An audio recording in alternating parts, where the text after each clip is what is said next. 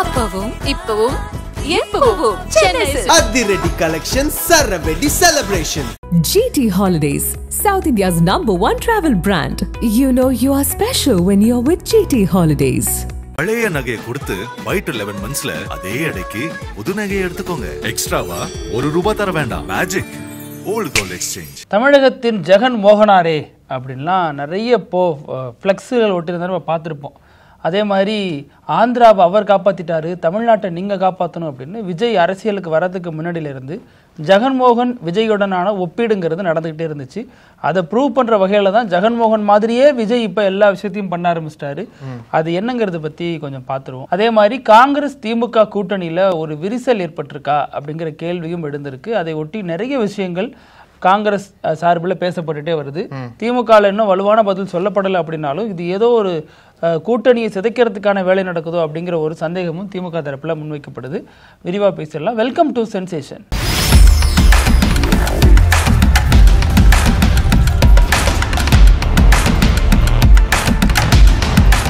வணக்கம் பிருத்திவி. வணக்கம் அழகு. திமுக கூட்டணிக்குள்ள சலசலப்பு ஸ்டார்ட் ஆயிடுச்சு போல் இருக்கு. தேர்தல் இருக்கிற சமயத்தில் தான் ஒன்றா வெளியில் வருது. குறிப்பாக திமுக கூட்டணியில் மிக முக்கியமான கட்சியாக இருக்கக்கூடிய காங்கிரஸ் கட்சி தான் அந்த சலசலப்பை பற்ற வச்சுருக்காங்கன்னு சொல்லணும். ஏன்னா ஜோதிமணியில் ஆரம்பித்து அப்புறம் பல காங்கிரஸ் நிர்வாகிகள் எல்லாமே திமுகவுக்கு எதிராக இப்போ பேச ஆரம்பிச்சிருக்காங்க. முன்னாடியே KS அழகிரி பேசினார் இல்லையா, அதிகாரத்தில் பங்கு வேணும்னு சொல்லிட்டு நாங்களும் கேட்போன்ற மாதிரி பேசியிருந்தார்.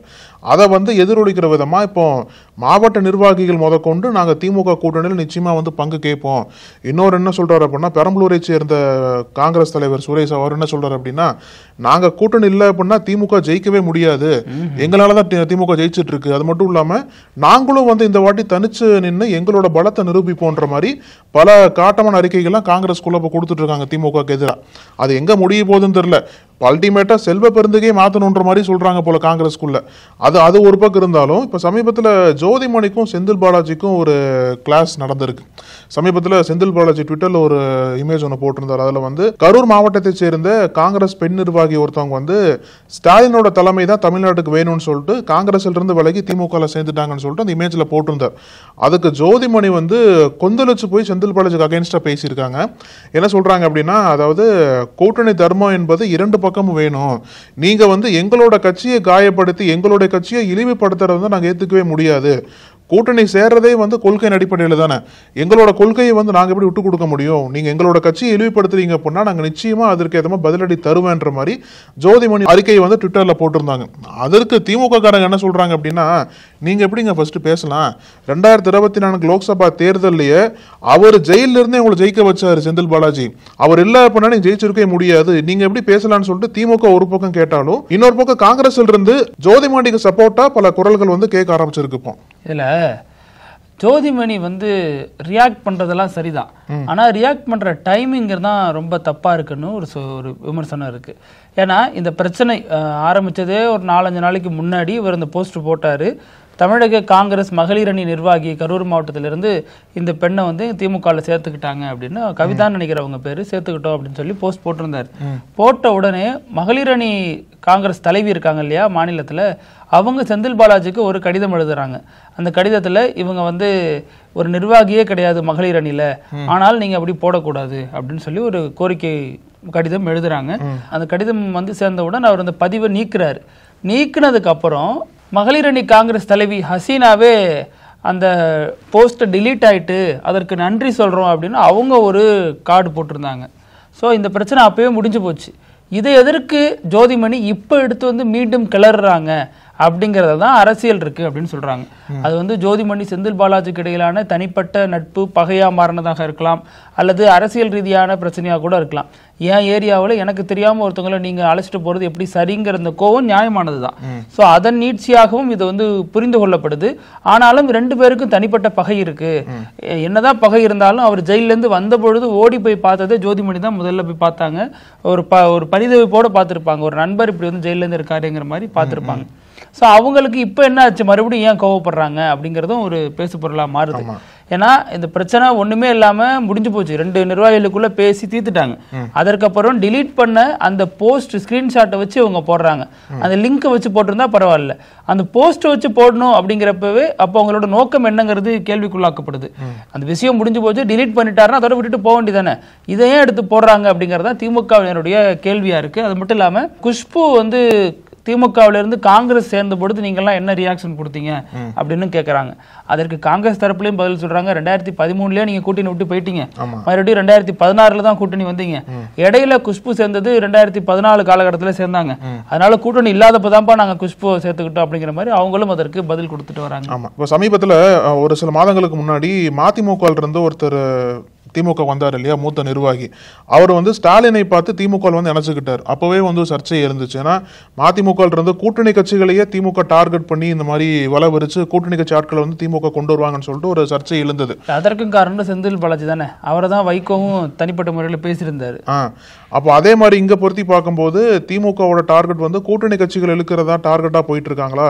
ஏன்னா இந்த மாதிரி ஒவ்வொரு இணைப்புகளையும் திமுக காரங்க வந்து ஏதோ ஒரு வகையில சோசியல் மீடியால வந்து வெற்றியா பார்த்து கொண்டாடுறாங்க. இந்த மாதிரி காங்கிரஸ்ல இருந்து இங்க வராங்க, மதிமுக இருந்து வராங்க அப்படின்னா எதுக்காக கூட்டணி கட்சிகள் இருந்து திமுக காரங்க தொடர்ந்து நிர்வாகிகளை இழுத்துட்டு வராங்க? அது கூட்டணி கட்சிகளை வந்து கோபப்படுத்துறது மாதிரி ஒரு பக்கம் பேசப்பட்டாலும் அந்த நிர்வாகிகளுக்கு வந்து அவங்க எடுக்கிற முடிவுன்னு தானே பார்க்கப்படும். ஏன்னா அவங்க எடுத்து சொல்றாங்க காங்கிரஸ்ல இவங்க அந்த அணியிலே இல்லங்கிறாங்க, ஆனா அவர் போட்டதுல காங்கிரஸ் நிர்வாகின்னு போட்டிருந்தாரு, அதுதான் பிரச்சனைக்குரிய ஒண்ணா மாறிடுச்சுங்க. ஆமா, இப்ப அதே மாதிரி பார்த்தோம் அப்படின்னா திமுக காங்கிரஸ் முரண்பாடு எந்த அளவுக்கு போய் நிக்கும்னு தெரியல. இதுல நிறைய விஷயங்கள் இருக்கு. ஏன்னா முன்னாள் மாநில தலைவர் கே எஸ் அழகிரியும் சொல்லியிருந்தாரு, திமுக சாரெல்லாம் குடிச்சிட்டு எங்களை சக்கையா போடுறாங்க அப்படிங்கிற மாதிரி விமர்சனம் வச்சிருந்தா, இந்த முறை நாங்க அதிக தொகுதி கேட்போம்னு அவர் ஒரு பக்கம் சொல்லியிருந்தாரு. அதே மாதிரி காங்கிரசினுடைய மாநில தலைவராக இருக்கக்கூடிய செல்வ பெருந்தகை என்ன சொல்லியிருந்தாருன்னா, விஜய் கட்சி எழுச்சி பெறுது, விஜய சுதந்திரமா பேச அனுமதிக்கணும் அப்படிங்கிற மாதிரி, விஜய்க்கு சப்போர்ட்டிவா போறாரோ அப்படிங்கிற மாதிரியான கேள்விகளும் சொல்லியிருந்தார், சில விமர்சனங்களை முன் வச்சிருந்தாரு. காங்கிரஸ் சட்டமன்ற குழு தலைவர் என்ன சொல்லியிருந்தாருன்னா, போன முறை மாதிரி 25 சீட்டோட எங்களை சமாதானப்படுத்த முடியாது, நாங்க இன்னும் கூடுதல் தொகுதி கேட்போம், விஜய் கூட கூட்டணி வைப்பீங்களா அப்படின்னு கேட்டதுக்கு, அந்த நேரத்தை பொறுத்து அது மாறுபடும், எல்லாமே எலெக்ஷன்ல நிரந்தரம் இல்லை அப்படிங்கிற மாதிரி அவர் ஒரு கருத்தை சொல்லியிருந்தார். ஸோ இப்படி மாறி மாறி காங்கிரஸ் கட்சி நிர்வாகிகள் எல்லாருமே வெவ்வேறு கோணத்துல சொன்னாலும் திமுகவுக்கு நெருக்கடி தராங்க அப்படிங்கறத அதுல இருந்து பாத்துக்க முடியுது. அது மட்டும் இல்லாம விஜயை காட்டி திமுகவை பயமுறுத்துறாங்க, இத்தனை சீட் எங்களுக்கு வேணுங்கிற டிமாண்ட் ரொம்ப ஸ்ட்ராங்கா வச்சுட்டே போறாங்க அப்படிங்கிற ஒரு கேள்வியும் இதுல தொடர்ந்து வந்துகிட்டே இருக்கு. ஆமா, இப்போ வந்து இன்னொரு பக்கம் பாத்தீங்க அப்படின்னா செல்வ பெருந்தகைக்கும் எடப்பாடி பழனிசாமிக்கும் அந்த வார்த்தை மோதல், வார்த்தை போர் என்பது ரொம்ப தீவிரமா போயிட்டு இருக்குன்னு தான் சொல்லணும். எடப்பாடி பழனிசாமி நீலகிரியில பிரச்சாரம் பண்ணும்போது பொதுவா பிச்சைக்காரங்கெல்லாம் வந்து ஒட்டு போட்ட துணியை போட்டிருப்பாங்க, அதே மாதிரி செல்வ பெருந்தகை வந்து பல கட்சியில இருந்து வந்திருக்காரு, பல கட்சியில செயல்பட்டு இருக்காரு, ஆனா இப்ப அவரோட நோக்கம் என்னவா இருக்கு அப்படின்னா காங்கிரஸை வளர்க்கணும் அப்படின்ற நோக்கத்தோட செயல்படல, திமுகவுக்கு ஆதரவா தான் திமுகவோட விசுவாசியாவே செல்வ பெருந்தகை மாறிட்டாருன்னு சொல்லிட்டு ஒரு விமர்சனத்தை வந்து எடப்பாடி பழனிசாமி வச்சிருந்தார். அதற்கு காட்டமான அறிக்கைகள் வந்து காங்கிரஸ்ல இருந்து வர ஆரம்பிச்சிருக்கு. குறிப்பா செல்வ பெருந்தகை சொல்றார், என்ன சொல்றாரு அப்படின்னா, மக்களோட நம்பிக்கையை நாடி போறது வந்து அது பிச்சை எடுப்பது கிடையாது, அது ஜனநாயகத்தோட அடித்தளம் அப்படின்ற மாதிரி ஒரு பதிலடி கொடுத்துருக்காரு. அதுவும் இல்லாம எடப்பாடி பழனிசாமியோட இறந்த காலத்தை எல்லாம் கிண்டி பேசுறாரு, மறுபடியும் எப்படிலாம் நீங்க சிஎம்மா வந்தீங்கன்ற மாதிரி அப்படியே ஒட்டுமொத்தமா அவரோட கோவத்தை வந்து கொட்டிட்டாருன்னு தான் சொல்லிட்டு கடியில பதவி வாங்கல அப்படிங்கிற மாதிரிலாம் விமர்சனத்தை முன் வச்சிருக்காரு. ஆனா எடப்பாடி பழனிசாமி அந்த இடத்துல கொஞ்சம் தடுமாறிட்டதா தான் பார்க்க முடியுது. ஏன்னா அவர் ஒரு ஓமை சொல்ல வந்திருக்காரு, பிச்சைக்காரர்கள் ஒட்டு துணி மாதிரி இவர் பல கட்சியில இருந்திருக்காருன்னு சொன்னது பிச்சைக்காரரோட தொடர்புபடுத்தி பேசுனதா இங்க தவறா போயிட்டு, ஒன்னும் பிச்சைக்காரர் சமூகத்தை கொச்சப்படுத்துறாரு, இல்லாத ஒருத்தன் அப்படிதான் துணி வச்சு போட்டுப்பான், அவன்கிட்ட இல்லை அப்படிங்கிறப்ப அப்படிதான் இருப்பான், அதை வந்து ஒரு கொச்சைப்படுத்தி பேசுறாரு. செல்வ பெருந்தகை அடிப்படையில் ஒரு தலித் ஆக்டிவிஸ்ட், ஒரு தலித் சமூகத்தை சேர்ந்தவருக்கு அப்போ இதுதான் உதாரணமா சொல்ல விரும்புறாரா அப்படின்னு நிறைய விஷயங்கள் எடப்பாடிக்கு எதிராகவே திரும்பிடுச்சு. இது தொடர்பாக காங்கிரஸ் நிர்வாகி அலிமல் புகாரிட்ட நம்ம பேசினப்ப அவர் என்ன சொன்னார்னா, நான் வழக்கு தொடரலான்னு இருக்கேன் எடப்பாடி மீது, அதற்கான பிரயத்தனங்கள் எல்லாம் பண்ண ஆரம்பிச்சிட்டேன் அப்படிங்கிறாரு. ஏன்னா தலைவரை கொச்சப்படுத்தும் வகையில அவர் பேசியிருக்காரு, அவர் சொல்லாததெல்லாம் சொன்னதா சொல்லியிருக்காருங்கன்னு அவர் ஒரு புது குற்றச்சாட்டை முன்வைக்கிறாரு. ஸோ அது வெறுமனே மேடை பேச்சுங்கிறத தாண்டி நீதிமன்ற வழக்காகவும் இது மாறப்போகுது அப்படிங்கிறதையும் நம்ம புரிஞ்சுக்க வேண்டியதாக இருக்கு. இப்போ அப்படியே அதிமுக பக்கம் பார்த்தீங்கன்னு வச்சுக்கோங்களேன், செங்கோட்டையன் தினகரனை பார்த்தாரா இல்லையா அப்படின்ற விவாதம் வந்து பெருசாக எழுந்திருக்கு. அதற்கு அவரே பதில் கொடுத்துட்டார். நான் சென்னை வந்தது வந்து என்னோட தனிப்பட்ட காரணங்களுக்காக தான், யாரையும் பார்க்கல, அரசியல் ரீதியாக சந்திப்பை நடத்தலைன்ற மாதிரி ஒரு உறுதியோட சொல்றாரு இப்போ செங்கோட்டையன் வந்து.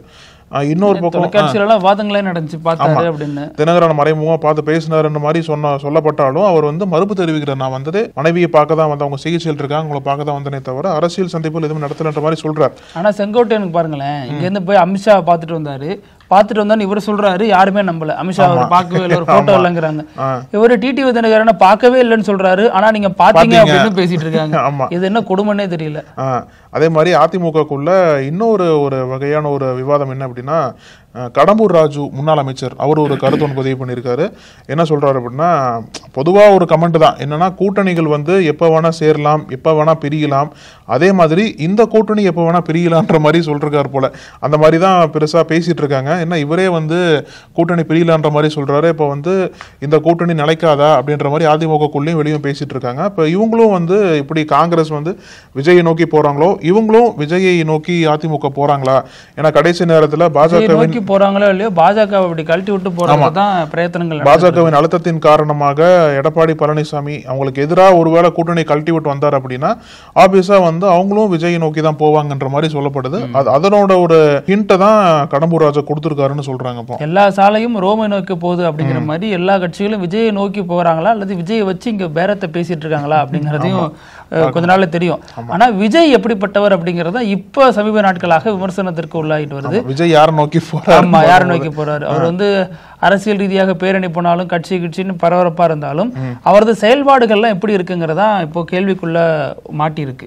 என்ன அப்படின்னா, சமீபத்துல விஜயனுடைய பிரச்சாரம் இதெல்லாம் வந்து பேசு பொருளா மாறுது. அவர் போராடலாம், மக்கள் கூட்டம் கூடுது.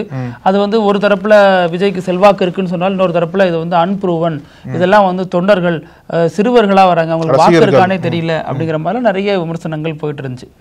ஆனா விஜய் கட்சி தொடங்குறதுக்கு முன்னாடியே கொரோனா காலம் போன்ற அந்த காலகட்டத்திலேயே என்ன மாதிரியான விஷயங்கள்லாம் பேசப்பட்டுச்சுன்னா, விஜய் வந்து ஜெகன்மோகனோட தான் ஒப்பிட்டு பேசுவாங்க. ஆந்திர முன்னாள் முதல்வரோட தான் விஜய் ஒப்பிட்டு பேசுவாங்க. என்னன்னா, தமிழகத்தின் ஜெகன்மோகன் ஆரேன்னு போஸ்டர்லாம் ஒட்டுவாங்க. அப்புறம் ஆந்திராவை அவர் மீட்டுட்டாரு, தமிழ்நாட்டை நீங்க வந்து மீட்டுருங்க அப்படின்னு விஜய், ஜெகன்மோகன், அந்த சைடு தேர்தல் வியூக வகுப்பாளராக இருந்த பிரசாந்த் கிஷோர் 3 பேரோட போட்டோவும் வச்சு எல்லாம் போஸ்ட் போட்டுட்டு இருப்பாங்க. அது தொண்டர்கள் ஆர்வ கோளாறுல பண்றாங்க அப்படின்னு வச்சுக்கிட்டாலும், விஜய் எப்படி இருக்காருன்னு தான் பலரும் எதிர்பார்த்தாங்க. விஜயனுடைய ஆட்டிடியூடு ஃப்ரம் டே 1ல இருந்து அப்படியே ஜெகன்மோகனை ரெப்ளிகா பண்ற மாதிரி தான் இருக்கு. ஃபுல்லா அவர் போடுற அதே ட்ரெஸ் கோடு தான் போடுறாரு, அதே மாதிரி ஸ்லிப்பர் செப்பல் போடுறாரு. சோ இது எல்லாமே அவர் தான் அவரு காட்டுறாரு. பிரச்சார வாகனம் கூட அவர் மாதிரி தான் இருக்கு. அதுதான் இப்ப சமீபத்திய ஹைலைட். பிரச்சார வாகனம் அப்படியே இருக்கு. கலரு பட்டி டிங்கரிங் பண்ணி வேற ஒண்ணு வச்சிருக்காங்க ஒழிஞ்சு, வாகனத்தினுடைய வடிவமைப்பே அப்படிதான் இருக்கு. அது மட்டும் இல்லாம விஜய் வந்து ரேம்ப் வாக் போறாருல, அதே மாதிரி அவரும் போறாரு. ஒரே மாதிரி 2 போட்டோ நீங்க எடுத்து பாத்தீங்கன்னா முகங்கள் மட்டும்தான் மாறி இருக்கு, தோற்றம் ஒரே மாதிரி தான் இருக்கு. சோ இது வந்து அவரை இயக்குன அதே டீம் தான் இவரையும் இயக்குது. அவருக்கு அரசியல் பொலிட்டிக்கல் அட்வைசரா யார் இருந்தாங்களோ அந்த டீம் தான் இங்கேயும் இருக்குன்னு சொல்றாங்க. அதுக்காண்டி வெளிப்படையா வண்டி கூட மாத்தம் இயக்குவாங்க. ஆமா, அதுல பிரசாந்த் கிஷோர் வந்து முன்னாடி ஜெகன்மோகனுக்கு பண்ணிட்டு இருந்தார். அதனாலதான் பிரசாந்த் கிஷோர் விஜய்க்கு வரும்பொழுது விஜயனுடைய மேடையிலேயே விஜய் அவ்வளோ உற்சாகத்தை வெளிக்காட்டினாரு, சந்தோஷத்தை வெளிக்காட்டினாரு. ஆனா பிரசாந்த் கிஷோர் ஒத்துவரான்னு சொல்லிட்டு விலகி போயிட்டாரு. ஆமா, மரண பீகாருக்கு போற சிவாஜி அப்படின்னு போயிட்டாரு. அதனால பிரசாந்த் கிஷோர் வந்து விஜய் விட்டு போனது ஒரு சின்ன மனஸ்தாபம் விஜய்க்கு இருந்தாலும், இந்த விவகாரத்தை பொறுத்த வரைக்கும் அப்படியே ஜெகன்மோகனை பின்பற்றுறார் அப்படின்னு தான் சொல்லப்படுது. ஜெகன்மோகன் என்னவாக இருக்கிறார் அப்படிங்கிற ஒரு கேள்வியும் கூடவே வரும். ஜெகன்மோகன் வந்து அங்க தீவிரமான பாஜக எதிர்ப்பாளர் அப்படின்லாம் சொல்ல முடியாது. எப்படி சந்திரபாபு நாயுடு கூட கடந்த காலங்களில் தீவிர பாஜக எதிர்ப்பு அரசியல பண்ணிருக்காரு. ஆனா இப்ப யாரு பிஜேபிக்கு பெரிய ஆதரவாளரா இருக்கிறாங்க அப்படிங்கறத 2 பேரும் அந்த ஆந்திர அரசியல புரிஞ்சுக்கவே முடியல. துணை குடியரசுத் தலைவரை ஆந்திராவில இருந்து ஒருத்தர் நிப்பாட்டினா இந்தியா கூட்டணி, இவங்க 2 பேரும் போட்டி போட்டு அவரை அவாய்ட் பண்ணிட்டு தமிழக சப்போர்ட் பண்றாங்க. இதுல குறிப்பா என்ன தெரியுமா அதுல பியூட்டியே, அதாவது ஜெகன்மோகன் ரெட்டியை யாரு வந்து தோக்கடிச்சாங்களோ, யாரு வந்து அவரோட கட்சியை எதிர்கட்சி அந்தஸ்து கூட வர முடியாம பண்ணாங்களோ, அவருக்கு தான் ஆதரவா போய் நிக்கிறார். துணை ஜனாதிபதி தேர்தல் கூட அப்படிதான் பண்ணார். அவர்தான் முதல் கட்சி கூட நான் நவீன் பட்நாயக் இருப்பாரு. ஆமா, வந்த உடனே அறிவிச்ச உடனே சொல்லிட்டார் நான் உங்களுக்கு சப்போர்ட் பண்றேன் அப்படின்ட்டு. எங்க அவங்கதான் உங்களுக்கு தோக்கடிச்சு இப்படி உட்கார வச்சிருக்காங்க அப்படின்னு அதெல்லாம் தெரியாதுங்க. நான் பாஜக சப்போர்ட் பண்றேன்னு சொல்லிட்டு முடிவெடுத்து இது பண்றாரு. வழக்கு இருக்குங்கிறாங்க, நிறைய ஊழல் வழக்கெல்லாம் அவர் மேல இருக்கு. அதுல அவர் வந்து அரசு பங்களாவை எப்படி எல்லாம் கட்டினாரு, ஆடம்பரமா கட்டினாரு, அதெல்லாம் முக்கியத்துவம் வாய்ந்த ஒரு வழக்கா பார்க்கப்படுது. நிறைய பிரச்சனை, குடும்பத்திலயும் சிக்கல் இருக்கு. அவர் சகோதரி இவருக்கு எதிரான அரசியல் பண்றாங்க. அம்மா எலெக்ஷன் டைம்ல இவரை விட்டுட்டு அவர் சகோதரிக்கு சப்போர்ட்டிவா இருந்தாங்க, காங்கிரஸ் பக்கம். ஆமா, இப்படி பல விஷயங்கள் அவருக்குள்ளேயும் இருக்கு. ஆனா அவர் எப்படி பாக்குறாங்கன்னா ஒரு மென் இந்துத்துவவாதியா பார்க்கறாங்க. பாஜகவினுடைய ரகசிய ஆதரவாளராக தான் அவர் இப்போ வரைக்கும் புரிந்து கொள்ளப்படுறார். சொல்ல போனா ஆந்திரால எதிர்க்கட்சியே கிடையாது. இப்ப அடுத்து வரக்கூடிய தேர்தலில் யார் எதிர்த்து இருந்து பிரச்சாரம் பண்ணுவாங்க? ஜெகன்மோகன் பிரச்சனை பண்ண முடியாது. அவர் வந்து சந்திரபாபு நாயுடு மட்டும்தான் அடிப்பன் சத்தியம் பண்ணிட்டு. இப்படி விஜய் வந்து இதே இங்க கம்பேர் பண்ணி பாருங்க. விஜய் திமுக மட்டும்தான் தாக்குறாரு. என்னதான் வந்து கொள்கை எதிரின்னு பாஜகவை சொன்னாலும் பாஜக மீது அவ்வளவு பெரிய காட்டமான விமர்சனங்களை வைக்கிறது இல்ல. இப்ப இங்க போயிட்டு வந்தாரு இல்லையா, பேரணி எல்லாம் போறாரு. இது வரைக்கும் அவர் மீதான விமர்சனங்கள் என்னன்னா பிஜேபியை பெரிய அளவில் அட்டாக் பண்ண மாட்டேங்கிறாரு, போகிற இடமெல்லாம் திமுகவை மட்டுமே தாக்குறாரு. திமுக இங்க ஆளுங்கட்சினா அங்க பாஜக ஆளுங்கட்சி தானே மத்தியில. அப்போ அது செய்யக்கூடிய முக்கியமான திட்டங்கள், அதுல இருக்கக்கூடிய குறைபாடுகள் இதெல்லாம் தமிழக கட்சிகள் எல்லாமே புறக்கணிச்சு பெரிய அளவுல போராட்டத்தை ஈடுபடுறாங்க, எதிர்கருத்துக்கள் வைக்கிறாங்க. சோ அந்த கருத்துல ஏன் விஜய் வைக்க மாட்டேங்கிறாரு?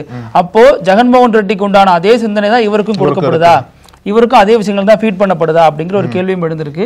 சோ அதனால விஜயும் வந்து பாஜகவினுடைய இன்னொரு அணியா இருப்பாரோ அப்படிங்கிற கேள்விகள் தொடர்ந்து எழுப்பப்பட்டுட்டே வருது. அதற்கு விஜய் தரப்புல அவர் சார்ந்த நபர்கள் என்ன சொல்றாங்க அப்படின்னா, அப்படிலாம் ஒண்ணும் இல்ல, அவர் வந்து பிஜேபிக்கும் எதிரான அரசியல் தான் பண்றாரு, ஆனா இது அதற்கான களம் இல்ல, சட்டமன்ற தேர்தல், அதனால நாங்க அப்படி பண்றோம் அப்படின்னு சொன்னாலுமே இந்த சந்தேக கண்கிறது விஜய் மீது இப்ப ஆழமா படிந்திருக்கு. அதற்கு காரணம் அவரது தோற்றம், அணுகுமுறை, அவரது வாகனம், பிரச்சார யுக்தி, இது எல்லாமே ஜெகன்மோகன் ரெட்டியினுடைய நெடி அதிக அளவுல இருக்கு அப்படின்னு காரணம் சொல்ல. அதாவது சட்டமன்ற தேர்தல் அப்படின்றத வந்து நம்ம ஒரு பக்கம் வச்சுக்கலாம், அது சரிதான். ஆனா இன்னொரு பக்கம் இந்த சட்டமன்ற தேர்தலில் மிக முக்கியமான கட்சியா இருக்கக்கூடிய அதிமுகவை வந்து பாஜக கபலீகரம் பண்ண பாக்குறாங்க அப்படின்ற ஒரு கருத்து நிலவிட்டு இருக்குல்ல. அதாவது நீங்க தான் தொடர்ந்து எம்ஜிஆரோட படங்களை பயன்படுத்துறீங்க, ஜெயலலிதா பத்தி பேசுறீங்க, விஜய் தொடர்ந்து அந்த மாதிரி படங்களை பயன்படுத்துறாரு, அவங்களோட புகழை பேசுற சமயத்துல அவங்களால் ஆரம்பிக்கப்பட்ட கட்சியை இன்னொரு ஒரு தேசிய கட்சி பாஜக வந்து இந்த மாதிரி ஏதோ ஒரு வகையில குழப்பங்களை ஏற்படுத்தி அதிமுக வாக்குகளை தன் பக்கம் இழுக்க பாக்குறது வந்து விஜய் வந்து என்ன பெருசா கண்டிச்சு பேசல. ஆனா ஆப்வியஸா விஜயோட தேவை அதுவா இருக்கலாம். தமிழ்நாட்டுக்கு 2000 கோடி நிதி இன்னும் வரல, அதுல கடுமையான ஒரு அழுத்தத்தை அவர் கொடுக்கும் வகையில எங்கேயும் பெருசா பேசிடல. எனக்கு தெரிஞ்சு வர்ற வீக்கெண்ட்ல பேசுவார்னு நினைக்கிறேன். ஆனா அதிமுக இருக்கக்கூடிய குழப்பங்கள் விஜய்க்கு ஒரு தேவையா இருக்கலாம். ஏன்னா அங்க இருக்கக்கூடிய வாக்குகள் வந்து இவர் பக்கம் போகலாம், திமுக எதிர்ப்பு வாக்குகள் அங்கேயே போகாம விஜய் பக்கம் வர்றதுக்கு வாய்ப்புகள் அதிகமா இருக்கிற சமயத்துல அதிமுக குழப்பங்கள் இருக்குன்னா அந்த குழப்பங்களை ஏற்படுத்துறது யாருங்கிறது பொது புத்தியில என்னவா இருக்கு, பாஜக பண்றதா இருக்கு. அப்ப பாஜக விஜய்க்கு பேக் போனா இருக்கா அப்படிங்கிற கேள்வி இங்கேயும் மறுபடியும் வருது இல்ல, மறுபடியும் வருது. ஜெகன்மோகன் ரெட்டி எப்படி எல்லாம் அங்க நடந்தது அதே மாதிரிதான் விஜய்க்கு அந்த கொஞ்சம் கொஞ்சமா நீங்க சொல்ற போது ரெப்ளிகா பண்ணிட்டு வராரு. ஆனா தேர்தல் முடிவுகளுக்கு அப்புறம் எப்படி இருக்க போகுது அப்படின்றத பாக்கலாம். ஆனா விஜய் என்ன சொல்றாருன்னா, ஒரு பக்கம் நீங்க என்ன பிஜேபியோட பி டீம்ங்கிறீங்க, ஆனா இந்த சைட்ல திமுகவோட பி டீம்னு என்ன விமர்சிக்கிறாங்க. நான் இதுல இருந்து தெரியுது நான் ஒரு நியூட்ரலான ஒரு ஆளு அப்படிங்கிறது மாதிரி அவரது ஆதரவாளர்கள் பல தரப்புலையும் சொல்லிட்டு இருக்காங்க. ஆசையா ரூமை போட்டு சுத்தி பார்க்கலான்னு போனா அந்த ரூமுக்குள்ள இருந்து ஒரு பெரிய ஷாக்கிங் சர்ப்ரைஸ் வந்தா எப்படி இருக்கும், அப்படித்தான் நம்ம இன்னைக்கு பார்க்க போற வியர் நியூஸ்ல ஒரு சம்பவம் நடந்திருக்கு. இப்படி எல்லாமா நடக்குங்கிற சம்பவம் ராஜஸ்தான்ல அஜ்மீர் பகுதியில நடந்திருக்கு. சுற்றுலாக்காக வந்த ஒரு குடும்பம் ஒரு அறையில ரூம் எடுத்திருக்காங்க, ஒரு பிரபலமான ஹோட்டல், அதுல ரூம் எடுத்திருக்காங்க. ரூம் எடுத்தோன்னே எப்படி பண்ணுவோம், ஜாலியா பேகைகள்லாம் தூக்கி போட்டு, அது இல்லாம குடும்பத்தோட போகும்பொழுது சில பாதுகாப்பு அம்சங்கள்லாம் இருக்கும். போயிட்டு கண்ணாடி எல்லாம் குத்தி பார்ப்போம், நகத்தோட நகம் ஒட்டுதா, ஒன்று ஒரிஜினலா இல்லையா, 2-வே மிரரா, அப்புறம் கேமரா எங்கேயாச்சும் ஃபிக்ஸ் பண்ணிருக்காங்களான்னு செல்லு கேமரா வச்சு செக் பண்ணுவோம். ஸோ இப்படிலாம் இருக்கிறதுக்கு பதிலாக இது புதுவிதமான ஒரு செக் பண்ணணும் அப்படிங்கிறது இந்த சம்பவம் இன்சிஸ்ட் பண்ணுது. என்ன அப்படின்னா, எல்லாம் போயிருக்காங்க, பேக்கெல்லாம் தூக்கி போட்டு ரெஸ்ட் ரூம் போலான்னு போயிருக்காங்க. டாய்லெட்டு வெஸ்டர்ன் டாய்லெட் உள்ளேருந்து ஒரு 5 அடி நீளம் கருணாக பாம்பு எழுச்சிட்டு இருக்கு. யாரா அடி இங்கே வந்திருக்க, என்னது 2வது மாடி, நீ யாரா குறுக்க அப்படின்னு பயந்து அலறி அடிச்சு ஓடி இருக்காங்க, தங்கிட்டு இருக்க. அது 2வது மாடிக்கு எப்படி இவ்வளவு பெரிய பாம்பு, 5 அடி பாம்பு டாய்லெட்ல இருந்து எட்டி பாக்குது. கதவை திறந்தோன்னு எப்படி இருக்கும், அந்த டாய்லெட் எடுத்த விட அப்படி இருந்தா அவருடைய மனநிலை பாருங்க. பயந்து போய் அப்புறமா ரெஸ்கியூ டீம் வரவழைச்சு அந்த பாம்பை பிடிச்சி கொண்டு பக்கத்துல காட்டுல விட்டு வந்திருக்காங்க. வீட்டுல பாம்பு இருக்கிறதுலாம் சகஜம். ஆனா இப்ப என்னன்னா ஹோட்டலுக்குள்ள அதுவும் 2வது மாடி வரைக்கும் ஏறி வந்திருக்குன்னா அது ஹோட்டல்ல இருந்தவங்க எல்லாம் என்ன பண்ணிட்டு இருந்தாங்க, வேற யாராச்சும் கடிச்சிருந்துச்சுன்னா வருமா அப்படிங்கறதுலாம் நிறைய கேள்விகள் எழுந்திருக்கு. காமெடியாவே இருந்தாலும் இதெல்லாம் ரொம்ப வினோதமான ஒரு சம்பவமாவும் நடக்குது. ஹோட்டலுக்கே போனாலும் அவசரமாவே இருந்தாலும் அது பாம்பு கிம்பு இருக்குமான்னு பார்த்து போக வேண்டிய நிலைமைக்கு தள்ளப்பட்டிருக்கோம் டூரிஸ்ட் எல்லாம் அப்படிங்கறத அந்த சம்பவம் உணர்த்துது. இதே மாதிரி நாளைக்கும் பல செய்திகளோட சந்திக்கலாம். நன்றி. அழகு தொடர்ந்து பேசலாம். நன்றி. நக்கீரன் டிவிக்கு சப்ஸ்கிரைப் செய்யுங்கள். உங்கள் ஆதரவே எங்கள் பலம். ஆசிரியர்களுக்கு நண்பனாகவும் மாணவர்களுக்கு ஆசானாகவும் திகழும் தேர்வு வழிகாட்டி. ஒவ்வொரு பாடத்திற்கும் அனுபவமிக்க ஆசிரியர்களின் துல்லியமான தெளிவான விடைகள். CNC இருக்கு, தேர்வு பயம் எதற்கு? இது தீரன் பப்ளிஷிங் ஹவுஸ் விற்பனை வெளியீடு.